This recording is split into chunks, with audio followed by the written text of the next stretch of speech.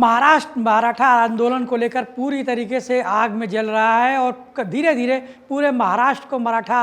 आरक्षण अपनी चपेट में ले रहा है। इसी आरक्षण को लेकर आज सर्वदलीय बैठक बुलाई गई थी, जिसमें एकनाथ शिंदे के साथ 32 पार्टियों के नेता भाग लिए और सभी ने एक सर्वसम्मति से ये कहा कि मराठा को आरक्षण मिलना चाहिए और उसके लिए जो भी जरूरी कदम हो वो सरकार उठाएगी और तत्काल उठाएगी। दूसरी जो महत्वपूर्ण बात है कि जिस तरीके से मराठा आरक्षण को लेकर सुप्रीम कोर्ट ने रोक लगाई है, सरकार उसका लगातार काट खोज रही है और यही कारण है कि सरकार नहीं चाहती कि इस बार आरक्षण जो वो दे रही है वो भी किसी कारण से कोई पेच फंस जाए। इसलिए सरकार पूरी तरीके से फूंक के कदम रखना चाहती है। और दूसरा जो रास्ता सरकार अपना रही है वो मराठाओं को जो कुणबी प्रमाण पत्र दिया जाता है उसके आधार पर वो आरक्षण देने का विचार कर रही है और उसी आधार पर आरक्षण देना चाहते हैं। क्योंकि अगर महाराष्ट्र की राजनीति को देखें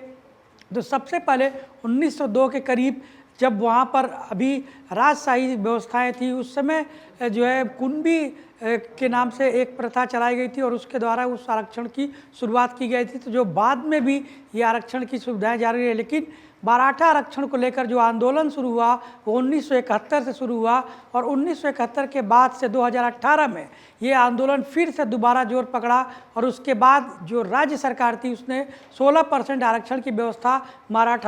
मराठा समुदाय के लिए किया। लेकिन सुप्रीम कोर्ट ने उस पूरे मामले पर रोक लगा दी। अब दोबारा से ये आंदोलन धीरे धीरे संभाजीनगर, बीड़ और तमाम उन जालौन इन जगहों से होते हुए अब पूरे प्रदेश को अपनी चपेट में ले रहा है। और इस आंदोलन की गंभीरता का अंदाज़ा इससे लगाया जा सकता है कि अब तक 25 लोगों ने मराठा आरक्षण को लेकर आत्महत्या कर ली है और ये एक बहुत बड़ी संख्या है जिन्होंने आत्महत्या की है। सिर्फ कल यानी मंगलवार को ही 9 लोगों ने आत्महत्या की। यानी ये दर्शाता है कि ये मामला धीरे धीरे ही मराठा राजनीति दलों के लिए भी एक तरीके से कह सकते हैं कि बहुत मुश्किलों वाला सवाल हो चुका है, जिसको हल करना सभी भी राजनीतिक दलों के लिए ज़रूरी है। इसीलिए आज के जो सर्वदलीय बैठक था उसमें शरद पवार खुद शामिल थे और एनसीपी के सभी बड़े नेता, शिवसेना के सभी बड़े नेता, यहाँ तक कि 32 पार्टियों के नेता इस पूरे